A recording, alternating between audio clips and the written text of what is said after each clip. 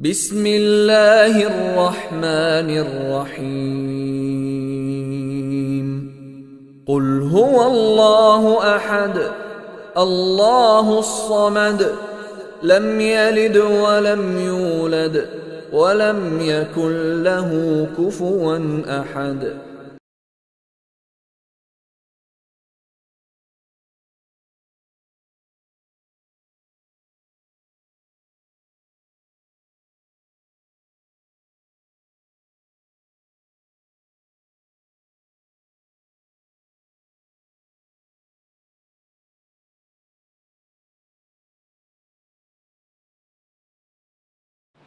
إن الحمد لله نحمده ونستعينه ونستغفره ونعوذ بالله من شرور أنفسنا ومن سيئات أعمالنا من يهده الله فلا مضل له ومن يضلل فلا هادي له وأشهد أن لا إله إلا الله وحده لا شريك له وأشهد أن محمدًا عبده ورسوله يا أيها الذين آمنوا اتقوا الله حق تقاته ولا تموتن إلا وأنتم مسلمون يا أيها الناس اتقوا ربكم الذي خلقكم من نفس واحدة وخلق منها زوجها وبث منهما رجالا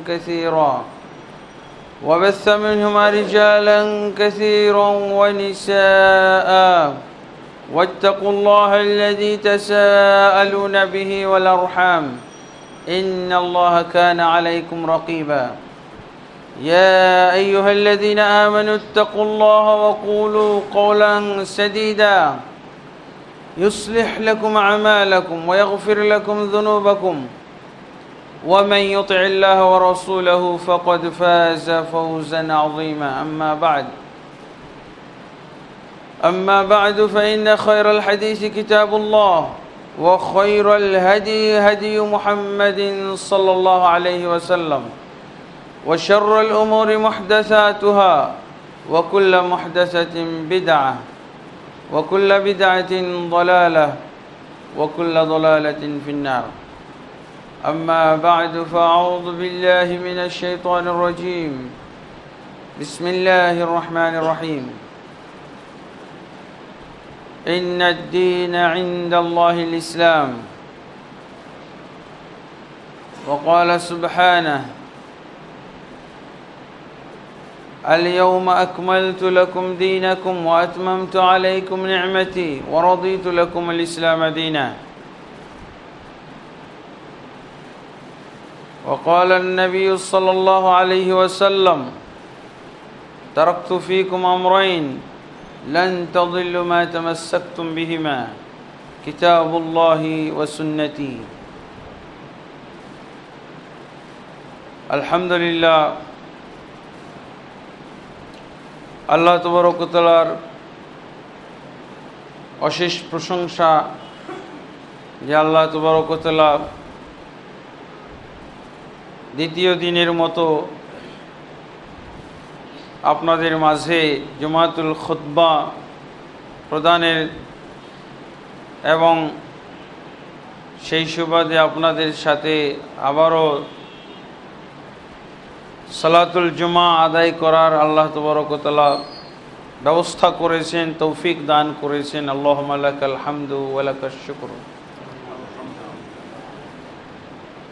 আজকে খুতবার যে বিষয় আমি চিন্তা করেছি সেটা হলো আমাদের দ্বীন ইসলাম পরিপূর্ণ।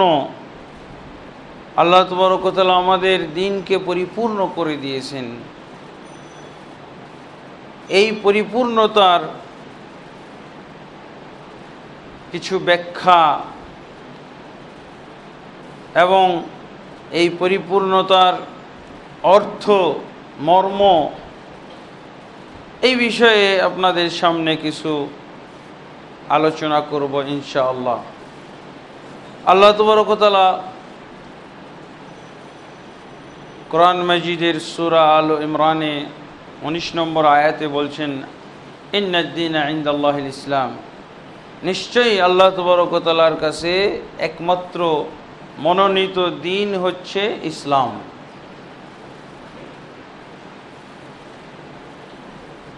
ইসলাম ছাড়া আল্লাহ তাবারক ওয়া তাআলার কাছে অন্য কোনো দিন, অন্য কোনো ধর্ম গ্রহণযোগ্য নয়।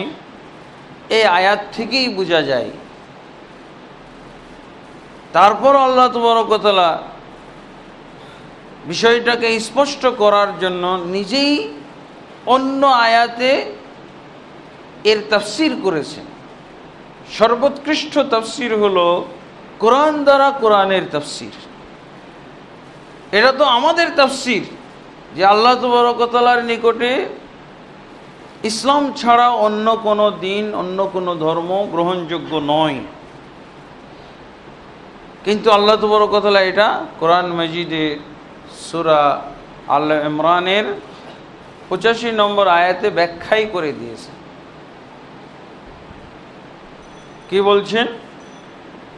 ওয়ামান ইয়াবতাগি গায়রাল ইসলামি দীনান ফালান ইউকবালা মিনহু, যে ব্যক্তি ইসলাম বাদে অন্য কোনো দিন, অন্য কোনো ধর্ম তালাশ করবে, কশ্চিনকালেও সেটা গৃহীত হবে না। তাহলে ইসলাম বাদের ধর্ম তো আছে, আমরা তো দেখি, নাম জানি, কিন্তু আল্লাহ তাবারক ওয়া তাআলা সেগুলো সম্পর্কে কি মন্তব্য? যেগুলো গ্রহণযোগ্য নয়।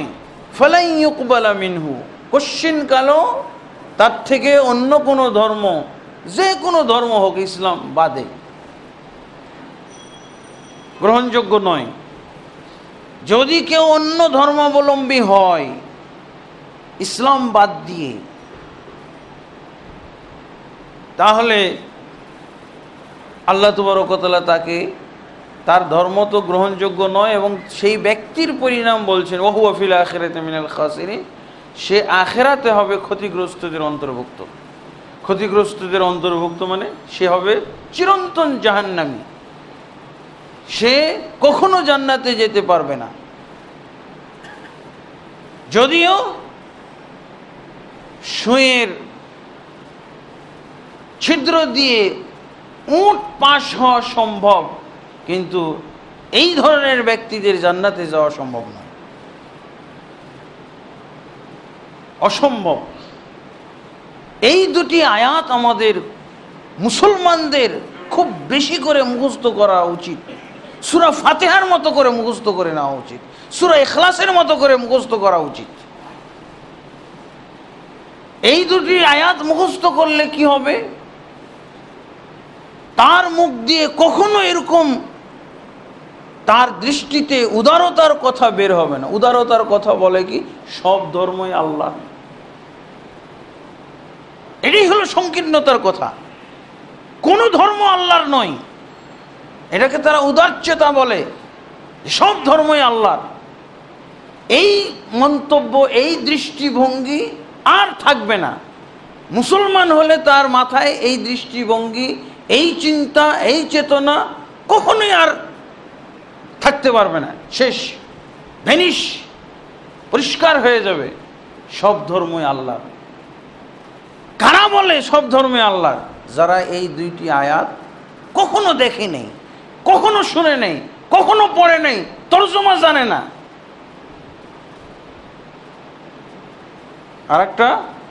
আরেকটা দৃষ্টিভঙ্গি কখনো মুসলমান হয়ে পোষণ করতে পারতো না, সেটা হলো ধর্ম নিরপেক্ষ হওয়া।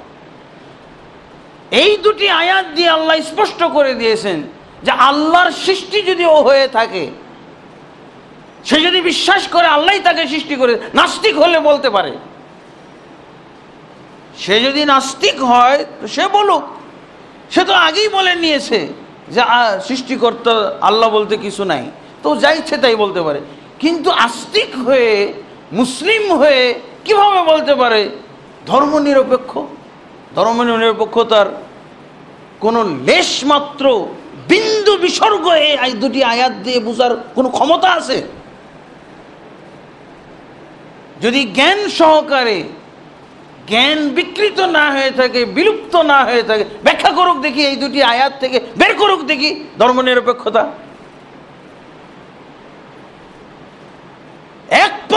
লোক হবে, শুধু শুধু ইসলাম পক্ষের লোক থাকবে, শুধু দিন হিসেবে ধর্ম হিসেবে ইসলামকেই মানবে, এটা আল্লাহর কথা। এখন তুমি আল্লাহর সাথে লড়াই করো, আল্লাহর দ্বীনের ভিতরে, আল্লাহর কোরআনের ভিতরে আর কোনো সুযোগ নেই। সব ধর্ম আল্লাহর, সবচেয়ে বড় কাফের হবে কোনো মানুষ। অন্য ধর্মাবলম্বী হতে পারে, ইসলাম বাদে, সে ব্যক্তিও সবচেয়ে বড় কাফের। এই দুটি আয়াত, হয় আয়াত মানবে। আলী রাদিয়াল্লাহু আনহু কি বলছেন? মান জাহাদা হারফাম মিনাল কুরআনি ফাকাদ কাফার। আলী রাদিয়াল্লাহু আনহু থেকে বর্ণিত আসার সহিহ, যে ব্যক্তি কোরআনের একটি অক্ষর অস্বীকার করবে সে তো কাফের। দেখেন কতগুলো অক্ষর আছে, আয়াত অস্বীকার করলো। যারা বললো সব ধর্মই আল্লাহর। আবার এই আয়াতের তর্জমা যাদের কাছে আবার অপরাধের কারণ হবে, এই আয়াতের ব্যাখ্যা যাদের কাছে অপরাধের কারণ হবে, তারা কত বড় কাফের এবার চিন্তা করে দেখে। এই খুতবা যদি অপরাধমূলক খুতবা হয়, তাহলে সে কত বড় কাফের চিন্তা করে দেখে। আয়াত তো বিশ্বাস করেই না, আয়াতের তর্জমায়ও বিশ্বাস না, আয়াত পাঠ করা হোক এটাও সে চায় না। আলহামদুলিল্লাহ, এখানে কিছুই নাই তো, এখানে বিতর্কর কিছুই নাই, এখানে জ্ঞান আর বোকামি, এখানে শিক্ষার অজ্ঞতা, এখানে তো কিছুই নাই বিতর্কের। এখানে জ্ঞানের সাথে জ্ঞানের তর্কর কোনো জায়গাই নেই। জ্ঞান আর বোকামির জায়গা হইতে পারে, জ্ঞানের সাথে বোকামি। জ্ঞানের, যেমন আল্লাহ তাবারক ওয়া তাআলা বলছেন, ওয়ামান ইয়ারগাবু আন মিল্লাতি ইব্রাহিমা ইল্লা মান সাফিহা নাফসাহু।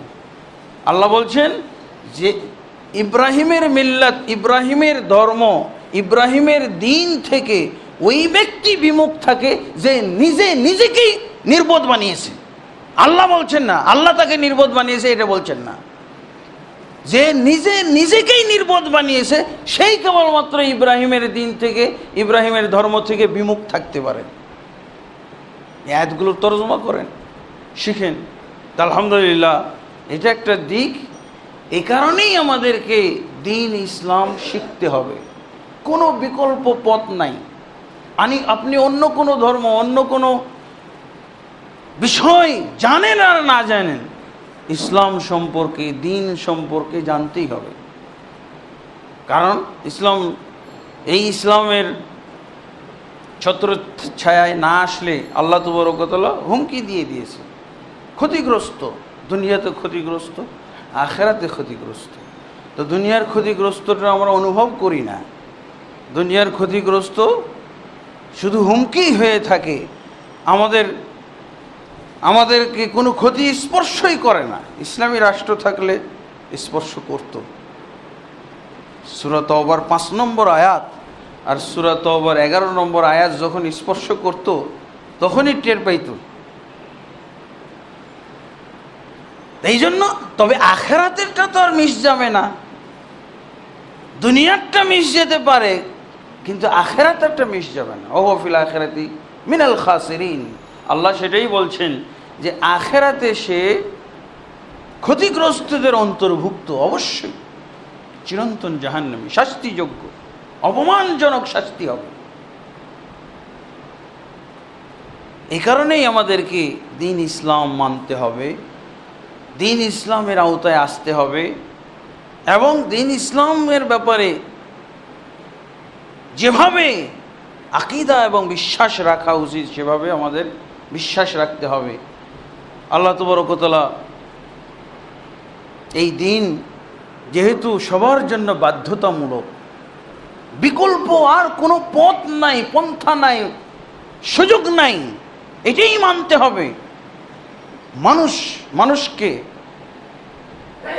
এই জন্য আল্লাহ তাবারক ওয়া তাআলা এই দ্বীনটাকে পরিপূর্ণ করে দিয়েছেন, কোনো দিক থেকে ত্রুটি রাখেননি, এর ভিতরে পরিপূর্ণ করে দিয়েছেন। এর মধ্যে কোনো ধরনের ঘাটতি, ত্রুটি, অপূর্ণতা রাখেননি। যা দরকার সব এর মধ্যে আছে। এরপর আল্লাহ তাবারক ওয়া তাআলা জানিয়েও দিয়েছেন, এটা বুঝার ব্যাপার না, ব্যাখ্যা করে বুঝাইতে হবে যে এই দিন পরিপূর্ণ হয়ে গেছে, এটা ব্যাখ্যা করে বোঝানোর দরকার নাই, আল্লাহই বুঝিয়ে দিয়েছেন। কি বলছেন আল্লাহ? আল ইয়াউমা আকমালতু লাকুম দীনাকুম, আজকের দিন আমি তোমাদের জন্য তোমাদের দিনকে পরিপূর্ণ করে দিলাম। এই আয়াতের ভিতরে পূর্ণাঙ্গ দিন, একমাত্র দিন, যেই দিন আল্লাহ নাজিল করেছেন, ওই দিনের আল্লাহ তাবারক ওয়া তাআলা একটা মডেল উল্লেখ করেছেন। দিন, আল্লাহর নাজিলকৃত দিন ইসলাম, এর আল্লাহ মডেল উল্লেখ করেছেন এই আয়াতের ভিতরে। সূরা আল মায়েদার 3 নম্বর আয়াতে মডেল উল্লেখ করা হয়েছে। মডেল দিয়ে আমরা কি বুঝি? মান নির্ণয় করি, কোনটা উঁচু মানের, কোনটা নিচু মানের, কোনটা মধ্যম মানের, কোনটা কোনটা ভালো, কোনটা মন্দ, মডেল দিয়ে নির্বাচন করি না। আল্লাহ তাবারক ওয়া তাআলা ইসলামের ক্ষেত্রে এই আয়াতে মডেল দিয়ে দিয়েছে। কেন আল্লাহ তাবারক ওয়া তাআলা মডেল দিয়েছেন?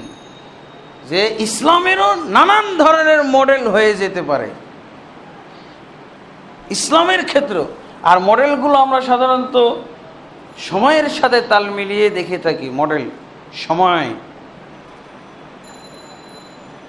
লেটেস্ট মডেল দুনিয়াবি ক্ষেত্রে লেটেস্ট মডেলের প্রতি মানুষের আকর্ষণ। কোনটা লেটেস্ট মডেল? 2015। সর্বক্ষেত্রে, পণ্যের ক্ষেত্রে, আসবাবপত্র, যন্ত্রপাতি, গাড়ি ঘোড়া, 2015 মডেলের গাড়ি কোটিপতিরাই শুধু দেখতে পারে। আর যারা টাকা পয়সা কমও, তারা 80 মডেল দেখুক, তারা 90 মডেল দেখুক, ওরা দেখতেই যাবে না। তাহলে দামি হলো লেটেস্ট মডেল। ইসলামের ক্ষেত্রে হলো বিপরীতটা, পুরান মডেল। ইসলামের ক্ষেত্রে পুরান মডেল। এবং এই মডেল আল্লাহ তাবারক ওয়া তাআলা উল্লেখ করেছেন। সেই মডেল সন তারিখ দিয়ে আমরা সময়সীমা দিয়েই তো বুঝে থাকি।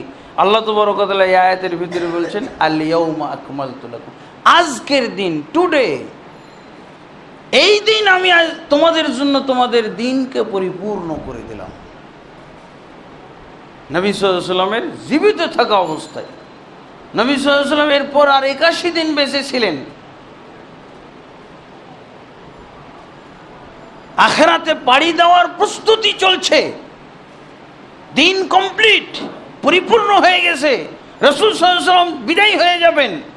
বিভিন্নভাবে রাসূলুল্লাহ সাল্লাল্লাহু আলাইহি ওয়াসাল্লাম বুঝাচ্ছেন, আল্লাহ বুঝিয়ে দিলেন যে আজকের দিন তোমাদের জন্য তোমাদের দিন পরিপূর্ণ করে দেওয়া হলো, আমার নিয়ামতকে সম্পূর্ণ করে দিলাম, এবং তোমাদের জন্য ইসলামকে তোমাদের দিন হিসেবে ধার্য করে আমি খুশি হয়ে গেলাম। আল্লাহ তাবারক ওয়া তাআলা এই পরিপূর্ণ ইসলামকে আল্লাহর চূড়ান্ত নিয়ামত বলে ঘোষণা করেছেন। এই নিয়ামত, কিন্তু কোন ইসলাম নিয়ামত হবে? যেদিন আল্লাহ যেই দিনের প্রতি ইঙ্গিত করেছে আল ইয়াউম বলে, টুডে, এই টুডের দিন হইতে হবে। আর টুডের দিনটা হলো মুহাম্মদ রাসূলুল্লাহ সাল্লাল্লাহু আলাইহি ওয়াসাল্লামের মৃত্যুর 81 দিন বা মৃত্যুর জীবদ্দশায় আল্লাহ রাসূল সাল্লাল্লাহু আলাইহি ওয়াসাল্লাম জীবিত থাকতে এটার মডেল বলে দিয়েছে। আজকের দিন যেই ইসলাম পাওয়া গেছে, যেভাবে আল্লাহ তাবারক ওয়া তাআলা নাজিল করেছেন, এটাকে পরিপূর্ণ করে দেওয়া হবে। তাহলে আমাদেরকে ইসলাম যদি খুঁজতে হয়, দিন যদি খুঁজতে হয়, তাহলে ওই দিকে যেতে হবে। সেদিন ইসলাম কি ছিল? ইমাম মালিক রাহিমাহুল্লাহ এই কথাটার ব্যাখ্যা করেছেন এইভাবে। ইমাম মালিক রাহিমাহুল্লাহ বলছেন, কুল্লু মা লাম ইয়াকুন ফি আহদি রাসূলিল্লাহ সাল্লাল্লাহু আলাইহি ওয়াসাল্লাম দীনান লাম ইয়াকুন ফি আহদিনা দীনান। কোনো কিছুই আল্লাহর রাসূল সাল্লাল্লাহু আলাইহি ওয়াসাল্লামের যুগে দিন বলে বিবেচিত হয় নাই, আমাদের যুগও দিন বলে বিবেচিত হবে না। রাসূল সাল্লাল্লাহু আলাইহি ওয়াসাল্লামের যুগে যাকে দিন বলা হতো সেটাই কেবল দিন। আমাদের যুগে যা আমরা বানিয়েছি, আমরা তৈরি করেছি, এগুলোকে দিন বলা হবে না। কারণ এগুলো নতুন মডেল। দিন বলতে কেবলমাত্র বুঝাবে রাসূল সাল্লাল্লাহু আলাইহি সাল্লামের যুগে যা ছিল তাকে বুঝাবে।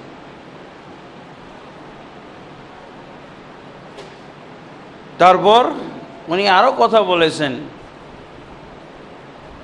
মান মাবতাদা কওমুন বিদআতান,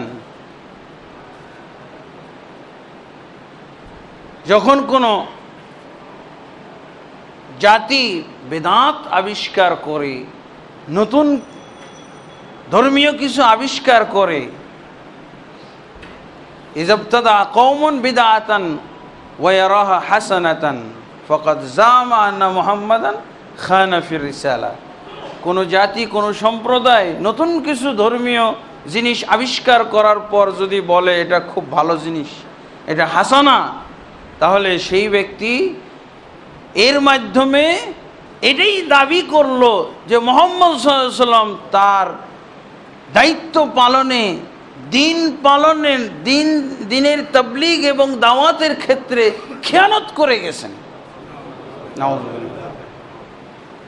রাসূল সাল্লাল্লাহু আলাইহি ওয়াসাল্লাম দিনের কিচ্ছু বাকি রেখে যাননি, সব পূর্ণ করে দিয়ে গেছেন, সব বলে গেছেন। এই বিষয়টা আমাদের প্রতি, এই বিষয়টার প্রতি আমাদের ঈমান আনতে হবে, বিশ্বাস করতে হবে,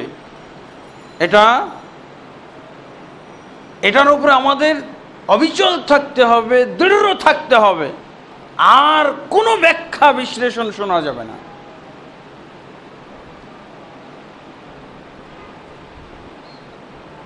আমরা তো এরকমই করি। রাসূলুল্লাহ সাল্লাল্লাহু আলাইহি ওয়াসাল্লাম দিনের মডেল তিনিও উল্লেখ করেছেন একটি হাদিসের ভিতরে। কোরআন এবং হাদিস তো একরকম, এক ধারায় আসবে। এক শ্রেণীর মুসলমান কোরআন এবং সুন্নাহর আলাদা স্তর বর্ণনা করে থাকে। কোরআনে পেলে হাদিসে আর যাওয়া যাবে না, হাদিসে পাওয়া গেলে আর কিয়াসে যাওয়া যাবে না, ইত্যাদি ইত্যাদি বলে থাকে। আসলে কোরআন এবং হাদিস একই ধারায় একই সাথে চলে, আলাদা কোনো অবস্থান নাই। এই আলাদা অবস্থান, আলাদা স্থান দান করে তার মান্যতার দিক থেকে আলাদা স্থান নাই। তেলাওয়াত সওয়াবের দিক থেকে আলাদা আছে, কিন্তু মান্যতার দিক থেকে একই অবস্থানের। আল্লাহ তাবারক ওয়া তাআলা এটা প্রমাণ করে দিয়েছেন, মাইয়ুতি রাসূলা ফাকাদ আতা আল্লাহ, যে রাসূলের অনুসরণ করে সে আল্লাহরই অনুসরণ করে, স্পষ্ট করে দিয়েছে। এই জন্য রাসূল সাল্লাল্লাহু আলাইহি ওয়াসাল্লামের হাদিসেও এই মডেলের কথা উল্লেখ হয়েছে। সুনানের গ্রন্থে আছে প্রসিদ্ধ হাদিস, রাসূলুল্লাহ সাল্লাল্লাহু আলাইহি ওয়াসাল্লাম বলছেন, ইফতারাকাত বানু ইসরাঈলা ইলা 72 মিল্লা ওয়া সাতাফতারিকু উম্মতি ইলা 73 মিল্লা কুল্লুহা ফিন-নার ইল্লা মিল্লাতুন ওয়াহিদা। কিলা ওমান হিয়া ইয়া রাসূলুল্লাহ, ক্বালা হুম মা আনা আলাইহি আল-ইয়াওমা ওয়া আসহাবি। রাসূলুল্লাহ সাল্লাল্লাহু আলাইহি ওয়াসাল্লাম একদিন বললেন, বানু ইসরাঈলরা 72 ভাগে বিভক্ত হয়েছে, আমার উম্মত 73 ভাগে বিভক্ত হয়েছে, আমার উম্মত 73 ভাগে বিভক্ত হবে, কুল্লুহা ফিন্নার, সবগুলো জাহান্নামে যাবে, একমাত্র একটি দল জান্নাতে যাবে। সাহাবায়ে কেরাম রাসূলুল্লাহ সাল্লাল্লাহু আলাইহি ওয়াসাল্লামকে জিজ্ঞেস করলেন, মান হিয়া ইয়া রাসূলুল্লাহ, যেটা জান্নাতে যাবে সেই দলটি কোনটি হে আল্লাহর রাসূল, সেটা আমরা জানতে চাই। আল্লাহর রাসূল সাল্লাল্লাহু আলাইহি ওয়াসাল্লাম কোনো নাম বলেননি, বৈশিষ্ট্য বলেছেন।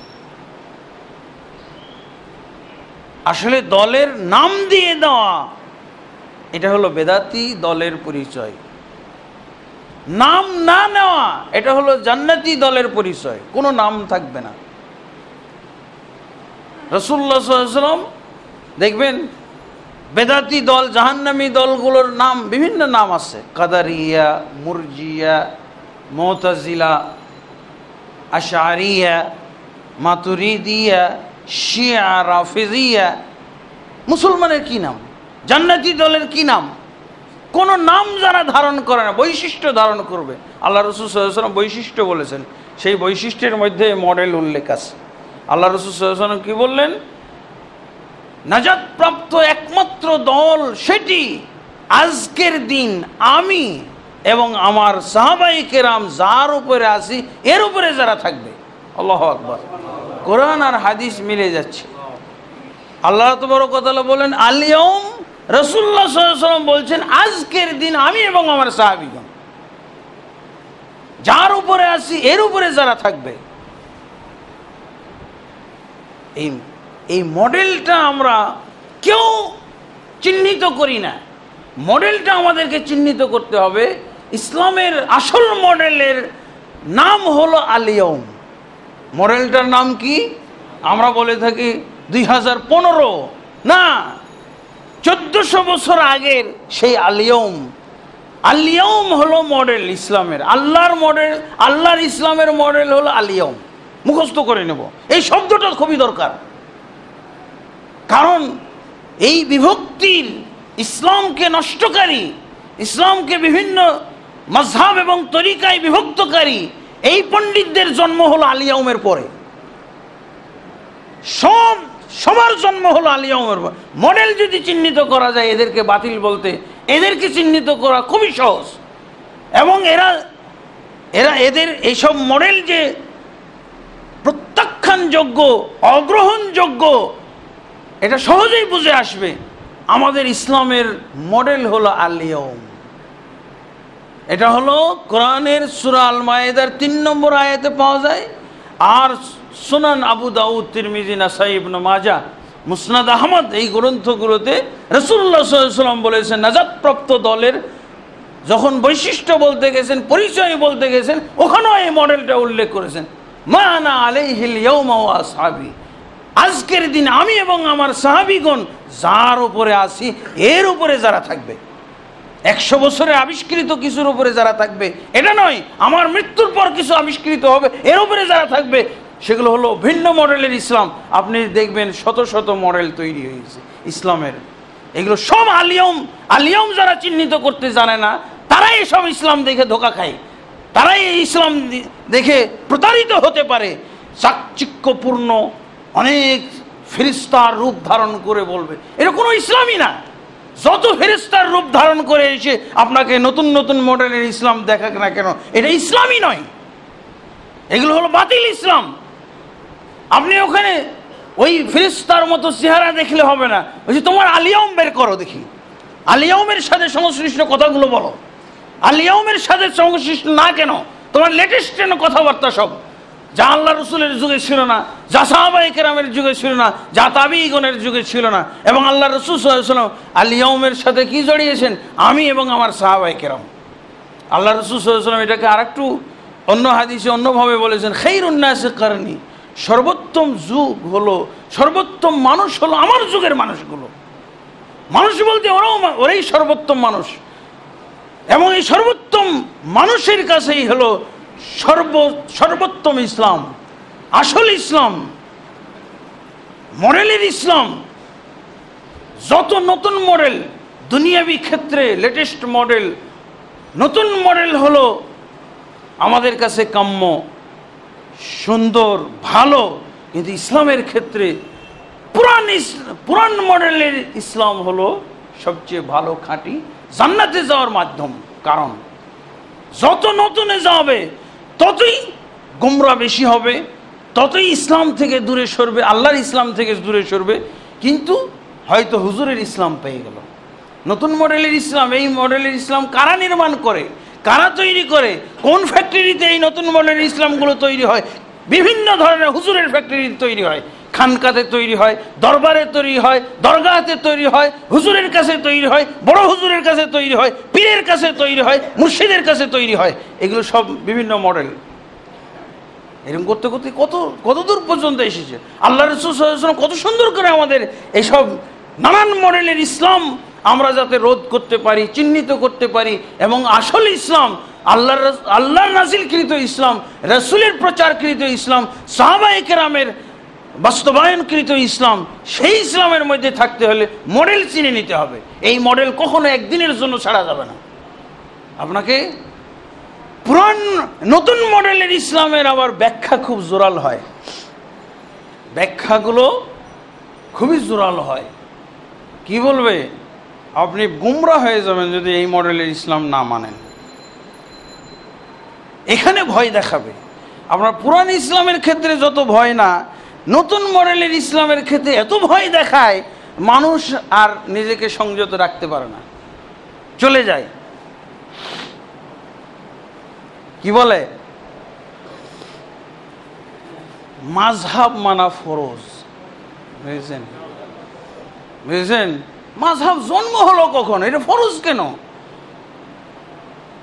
যারা নতুন মডেলের ইসলাম বানায়, ওরা পুরান মডেলের ইসলামের মূল্যায়নই করে না।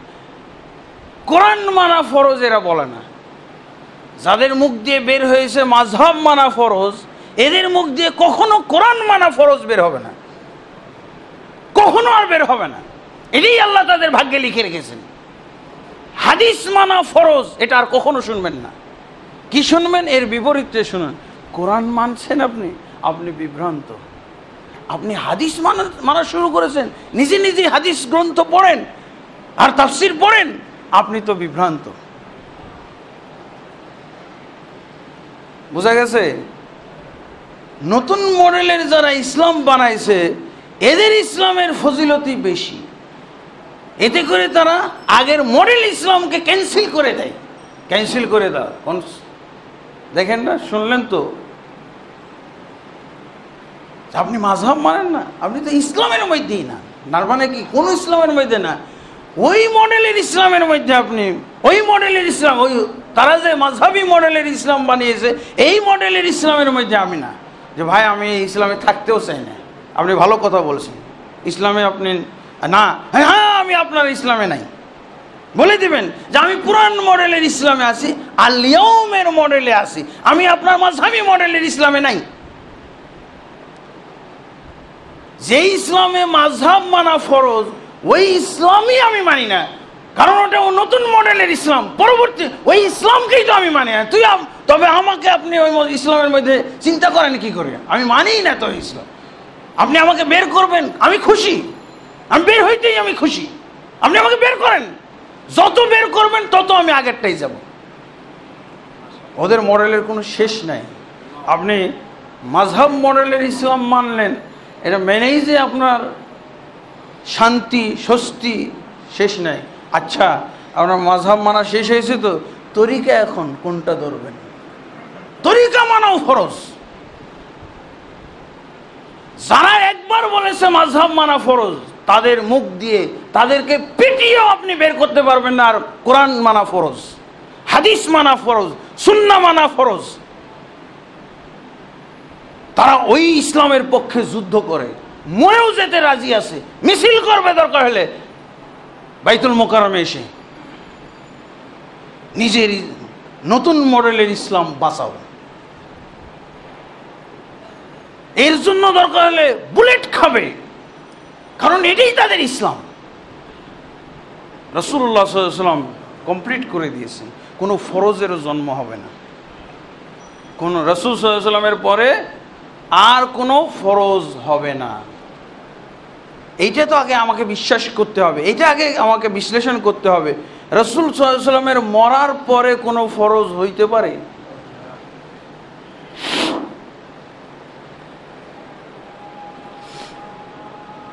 আলহামদুলিল্লাহ, রাসূলুল্লাহ সাল্লাল্লাহু আলাইহি ওয়াসাল্লাম, এটা একটা হাদিস দিয়ে আমরা বুঝিয়ে নিই। এই ফরজ হওয়াটা কন্ট্রোল করি, কারণ নতুন মডেলওয়ালারা তো উন্মুক্ত হয়ে গেছে, ইসলামকে উন্মুক্ত করে দিয়েছে, ওপেন করে দিয়েছে। যে যেরকম মডেল নিয়ে আসতে পারো, নিয়ে আসো। রাসূলুল্লাহ সাল্লাল্লাহু আলাইহি ওয়াসাল্লাম সহিহ বুখারী এবং মুসলিমের হাদিসের মধ্যে আছে, 3 রাত কিয়ামুল লাইল জামাত সহ পড়েছিলেন। আমাদের সবারই জানা দরকার কোন হাদিসের কারণে পরবর্তীতে আর কোনো ফরজ কেউ করতে পারবে না। রাসূলুল্লাহ সেই হাদিসটা আমাদের মুখস্থ করে নেওয়া উচিত। আপনি যত বড় মৌলবি হোক, এই হাদিস দিলে সে শেষ, ধ্বংস হয়ে যাবে সাথে সাথে, তার ফরজ টরজ যা আছে শেষ, তার নতুন মডেল লেটেস্ট মডেলের ইসলাম ধ্বংস হয়ে যাবে। যেসব ইসলাম মানা ফরজের কথা বলে থাকে, রাসূলুল্লাহ সাল্লাল্লাহু আলাইহি ওয়াসাল্লাম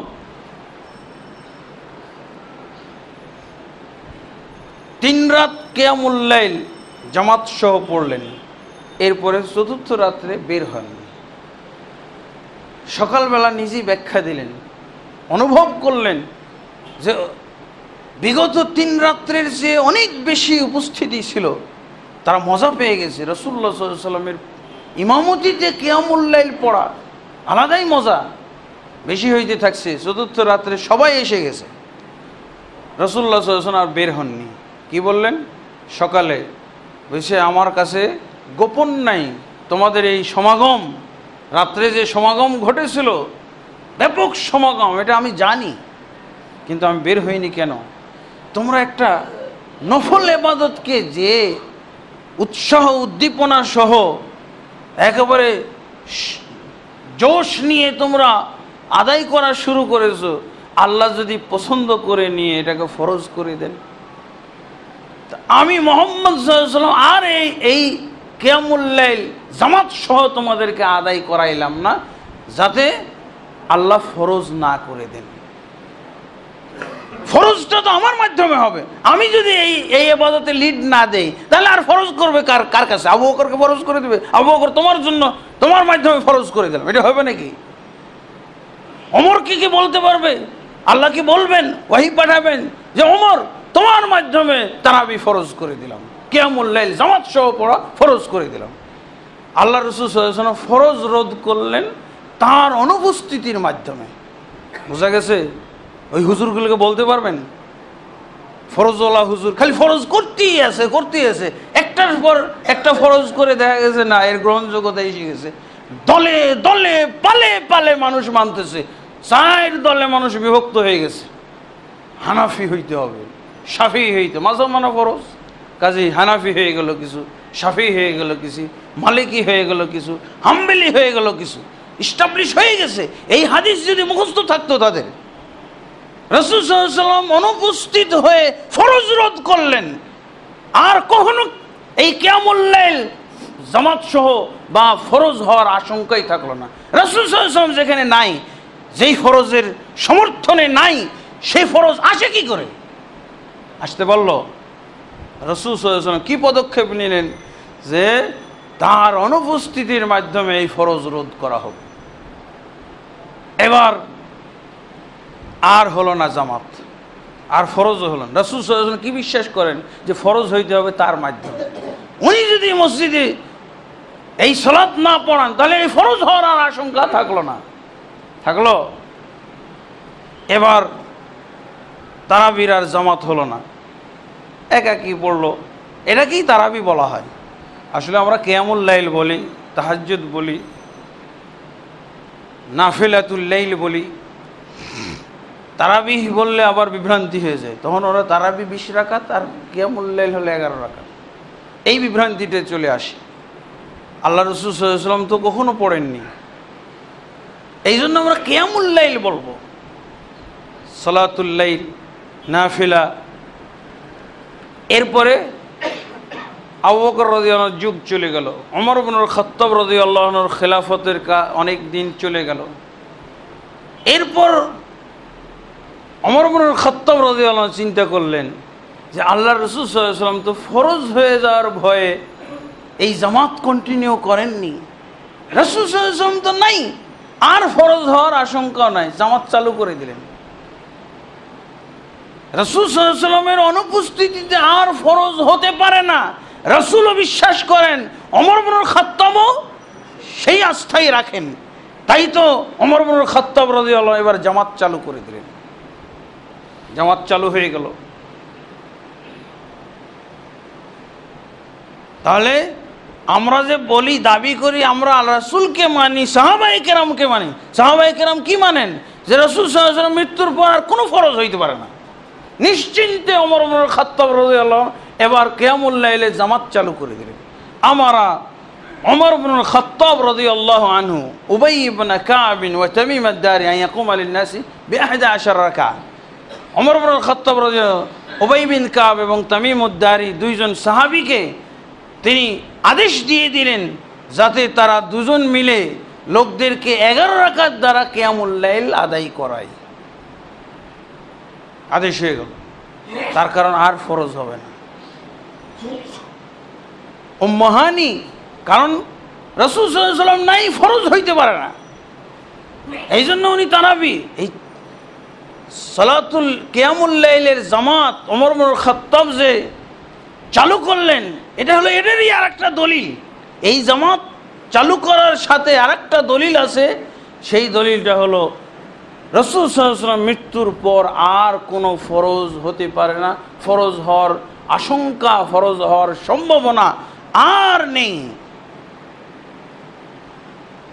উম্মে হানি রাদিয়াল্লাহু আনহা, এটা তো সহিহ বুখারী এবং মুসলিমের কি ঘটনা, এই হাদিস সবাই জানে, কিন্তু এই হাদিসে যে এই দলিল আছে এই জিনিসটা খেয়াল করে না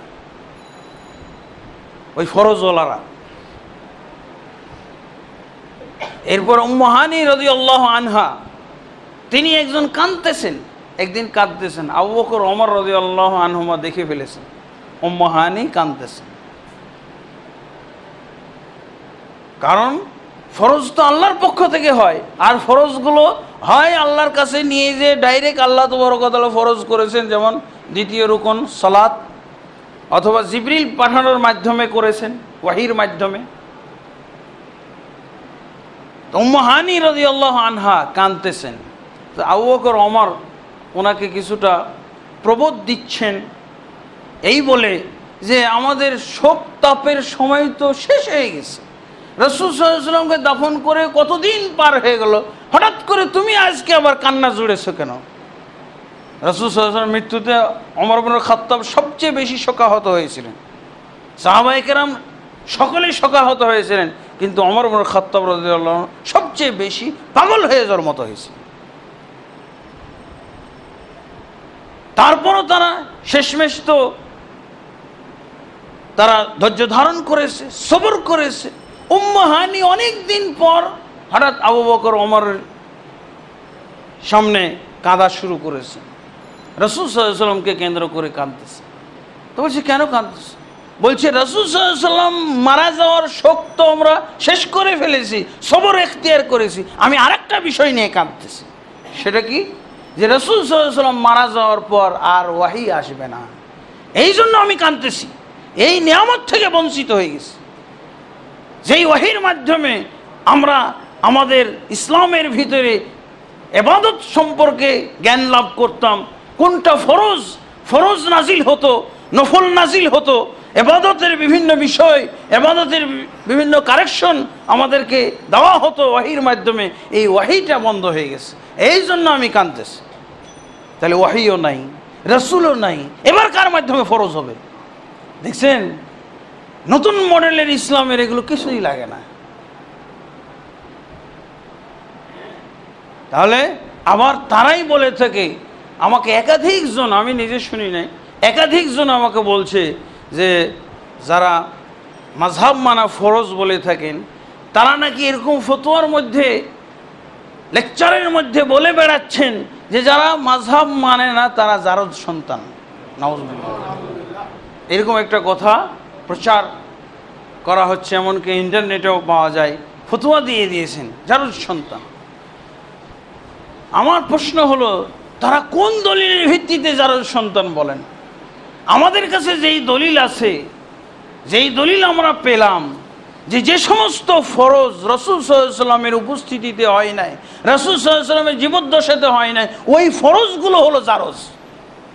এই ফরজগুলোকে জারজ বলা যায়, কারণ রাসূল সাল্লাল্লাহু আলাইহি ওয়াসাল্লামের অনুপস্থিতিতে ফরজ হইতে পারে, রাসূল বিশ্বাস করলেন, ঘোষণা করে দিলেন, এবং রাসূলুল্লাহ সাল্লাল্লাহু আলাইহি ওয়াসাল্লামের সাহাবী পর্যন্ত নিশ্চিন্ত হয়ে তারাবির বা কিয়ামুল লাইলের জামাত চালু করে দিলেন।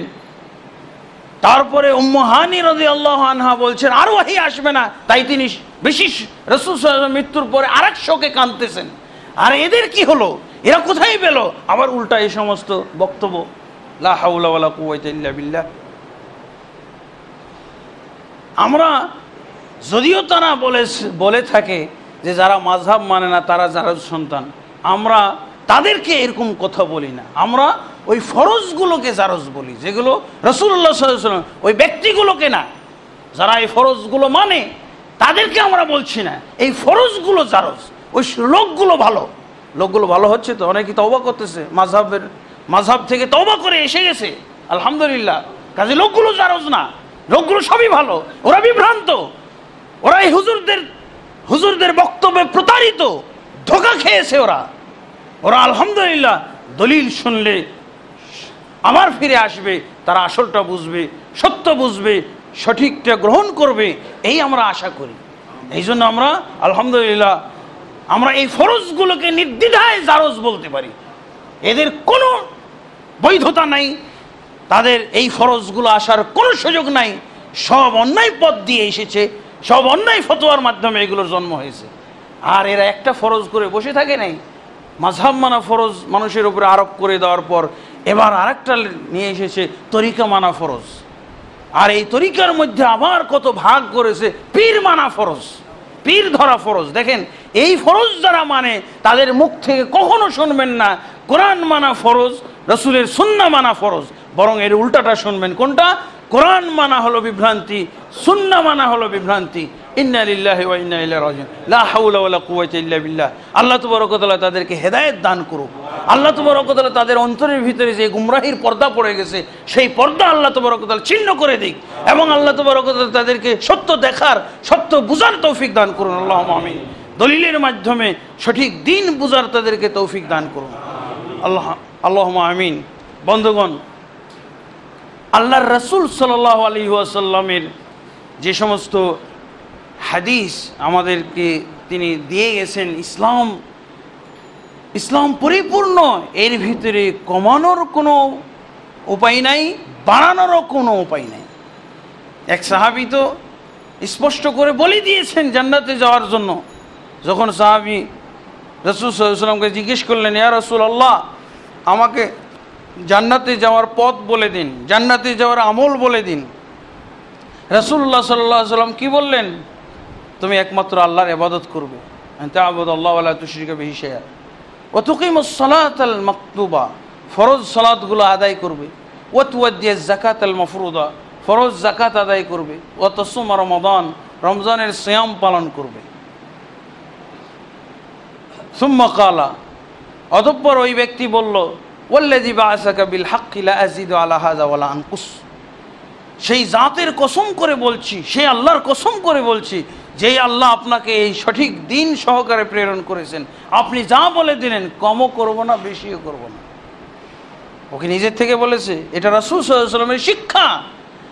দিন হবে কম বেশি ছাড়া। কে এর সাথে দ্বিমত করার মতো আছে? কিন্তু এটা বুঝে না। হয়তো স্বীকার করব আমরা অনেকে যে আল্লাহর দিনের ভিতরে কমও করা যাবে না, বেশি করা যাবে না। এটা স্বীকার করলে হবে না, এটা বুঝতে হবে, এটা বাস্তবায়ন করতে হবে, এটা আমল করতে হবে, এটা চর্চা করতে হবে।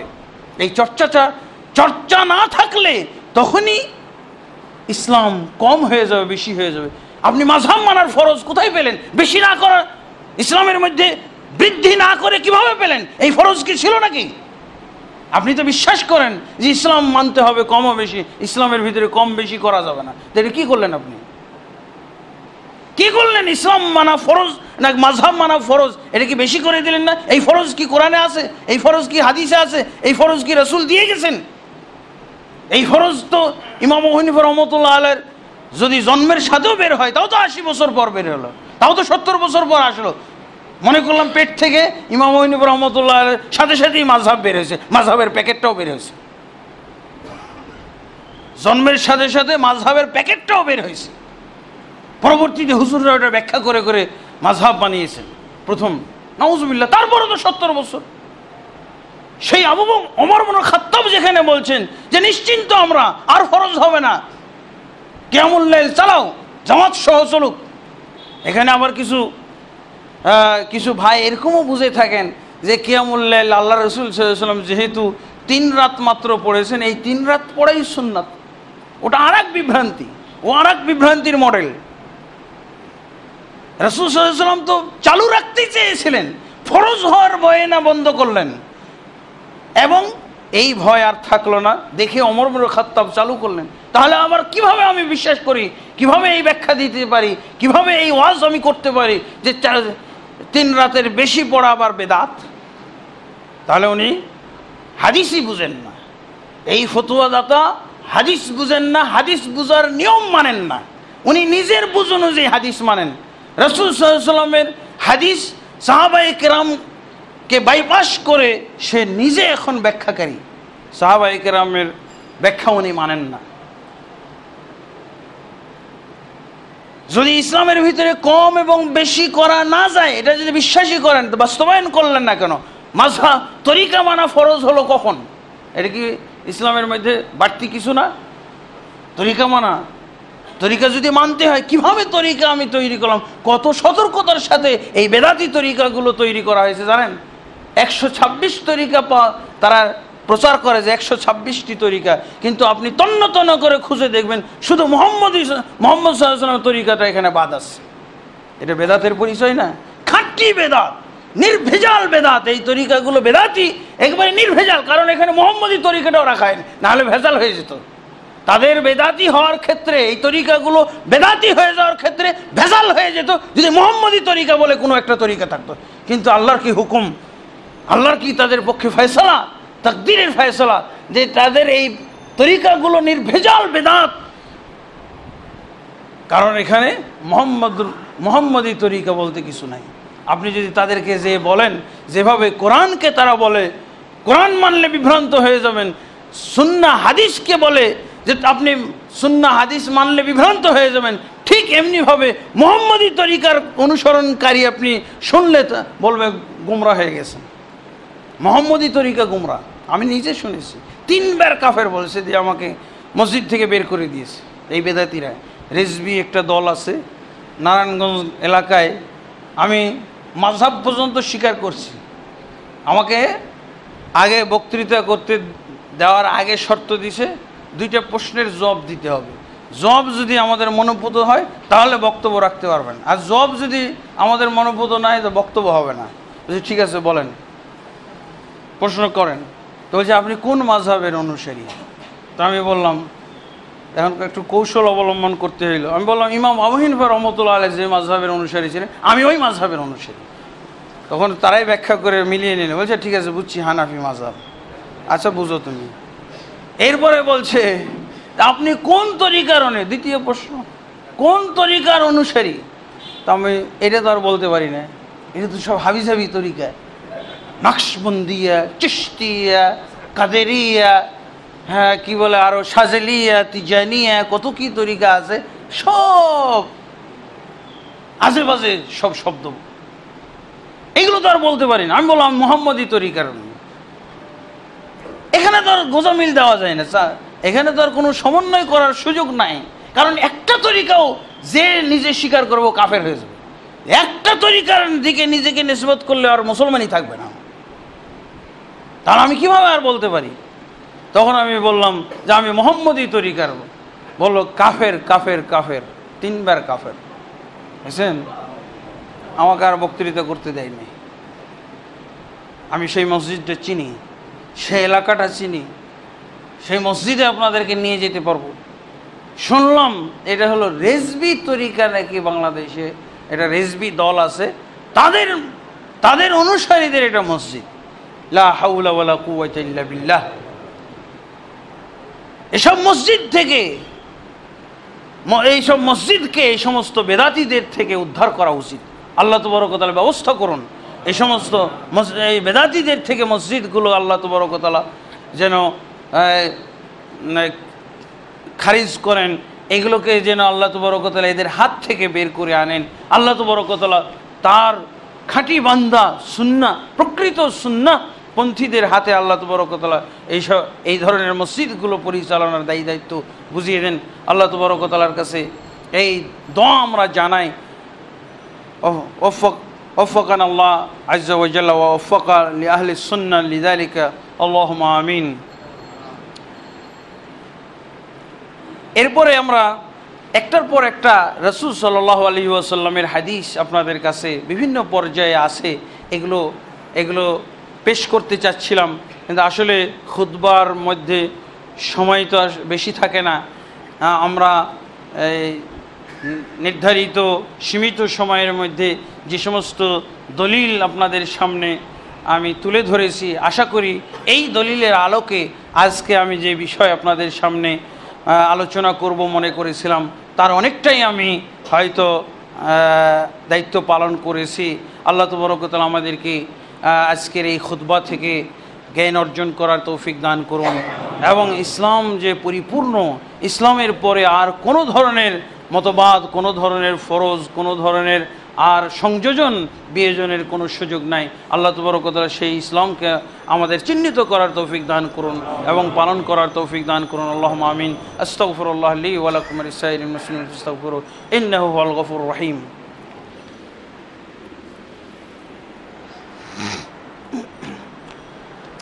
الحمد لله رب العالمين والصلاة والسلام على أشرف الأنبياء والمرسلين نبينا محمد وعلى آله وصحبه أجمعين. أما بعد فأعوذ بالله من الشيطان الرجيم. بسم الله الرحمن الرحيم. إن الله وملائكته يصلون على النبي يا أيها الذين آمنوا صلوا عليه وسلموا تسليما. اللهم صل على محمد وعلى آل محمد كما صليت على إبراهيم وعلى آل إبراهيم إنك حميد مجيد. اللهم بارك على محمد وعلى آل محمد كما باركت على إبراهيم وعلى آل إبراهيم إنك حميد مجيد.